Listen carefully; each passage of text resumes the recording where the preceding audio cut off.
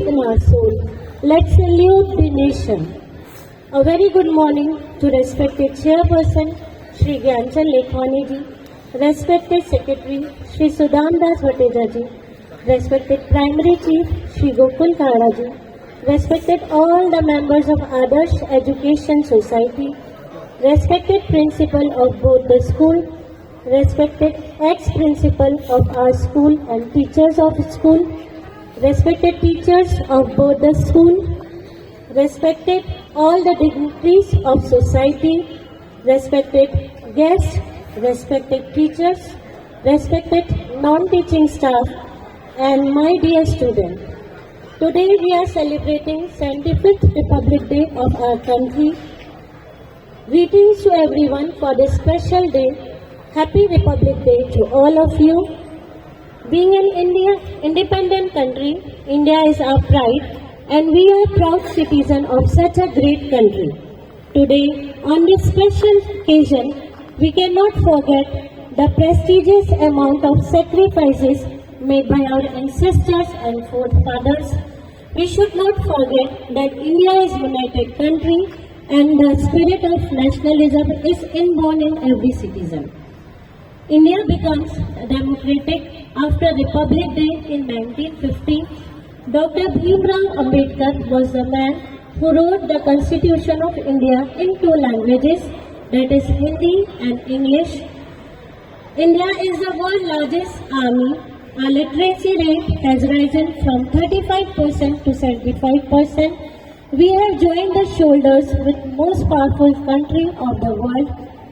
Some of the greatest achievements of India's are ISRO's Chandrayaan 3 mission successfully landed a spacecraft on the moon on 23rd August 2023. Like this, the G20 summit, passing of Women's Reservation Bill, and achievements of sports are some of the key achievements of our country. I feel proud to be an Indian and also feel happy to see my country's development. Now, I would like to call the principal of high school, Shri Vijay Manglani sir, to share his views on Republic Day. Shri Vijay Manglani sir.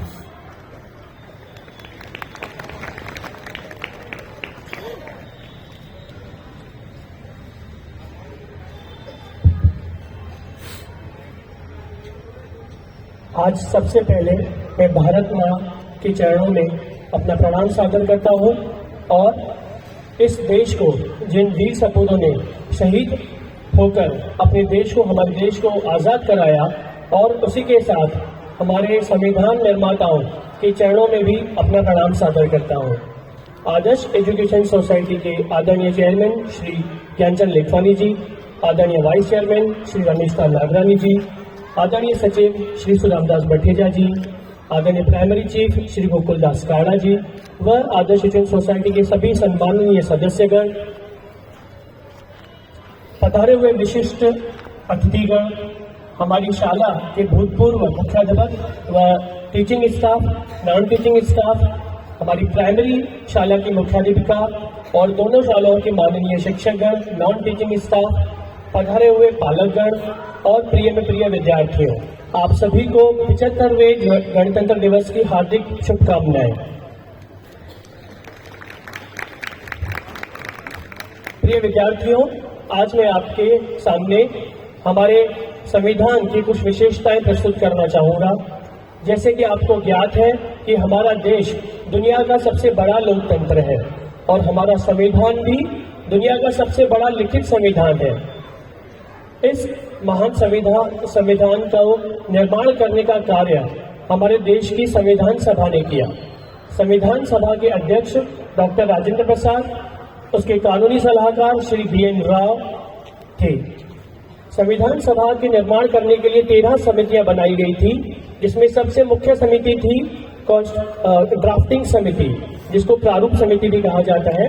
तो प्रारूप समिति के अध्यक्ष थे doctor Baba Saheb Ambedkar. हमारे संविधान को अंतिम रूप देने का कार्य इसी प्रारूप समिति ने किया। सभी सदस्यों के द्वारा आए हुए विचारों, उनके सुझावों को उसमें इनकॉर्पोरेट करना संविधान में और उसे अंतिम रूप देने का कार्य इसी समिति ने किया। इसमें सबसे बड़ा योगदान आदरणीय डॉक्टर भीमराव अंबेडकर जी का था। इसलिए डॉक्टर बाबा साहेब अंबेडकर को भारतीय संविधान का जनक कहा जाता है। हमारे संविधान सभा की सबसे पहली जो बैठक हुई वो हुई 9 दिसंबर 1946 को। 9 दिसंबर 1946 को यह कार्य शुरू होकर 26 नवंबर 1949 को पूरा हुआ। यानी इस कार्य के लिए अथक 2 साल 11 महीने और 18 दिन का समय लगा। इसमें बहुत हमारे सदस्यों ने कड़ी मेहनत की और उसके फलस्वरूप हमें अपना संविधान प्राप्त हुआ 26 नवंबर 1949 को। इसलिए 26 नवंबर को हर साल संविधान दिवस मनाया जाता है। लेकिन बात यह है कि जब 26 नवंबर को हमारा संविधान बनकर तैयार हुआ तो फिर 26 जनवरी को गणतंत्र दिवस हमारा कैसे बना, 26 जनवरी को क्यों लागू किया गया? तो इसका इतिहास ये है कि 26 जनवरी 1930 को हमारे देश में प्रथम ब्रिटिशों से आजाद कराने के लिए पूर्ण स्वराज की मांग रखी गई। तो उसी 26 जनवरी के उपलक्ष्य में 26 जनवरी से हमारे देश में 26 जनवरी 1950 से हमारे देश में गणतंत्र लागू किया, संविधान लागू किया और हमारा देश गणतंत्र देश बना। ये हमारे जब सबसे पहले संविधान बना तो संविधान के मूल प्रत की जो वजन था वो 13 किलो था और इसे हिंदी और इंग्लिश में लिखने में जो समय लगा वो 6 महीने लगा। तो ये हमारे संविधान की बहुत सारी विशेषताएं हैं और जब हमारा संविधान बनाया गया तो सभी देशों के संविधानों को ध्यान में रखकर उनकी अच्छाइयां लेकर और उसमें क्या अच्छाइयां जोड़ सकते हैं, इस प्रकार हमारा संविधान बना है। मुझे अपने देश पर, अपने संविधान पर गर्व है। हम उस भारत के नागरिक हैं जिसके होठों पर गंगा और हाथों में तिरंगा है। हम उस भारत के नागरिक हैं जो ठुकराए हुए लोगों की शरणस्थली बन जाता है। 7 समंदर पार परदेशियों को भी माय ब्रदर्स एंड सिस्टर्स कहकर पुकारता है। जो भी मेरा भारत वो नीलकंठ है जिसने खुद विष पीकर भी दूसरों को अमृत दिया है। मेरा भारत वसुधैव कुटुंबकम के मत पर चला है, उस पर जिया है। मेरा भारत कर्मण्यवादी का रास्ते गाता है। हमें अपने भारत पर गर्व है, गर्व है, गर्व है। आप सभी को 75वें गणतंत्र दिवस की फिर से बहुत बहुत बधाई। धन्यवाद। जय हिंद, जय महाराष्ट्र। भारत माता सबसे प्यारी, सबसे ऊंची तेरी शान, गणतंत्र दिवस पर शीश नवाकर हम करते हैं तुम्हें प्रणाम।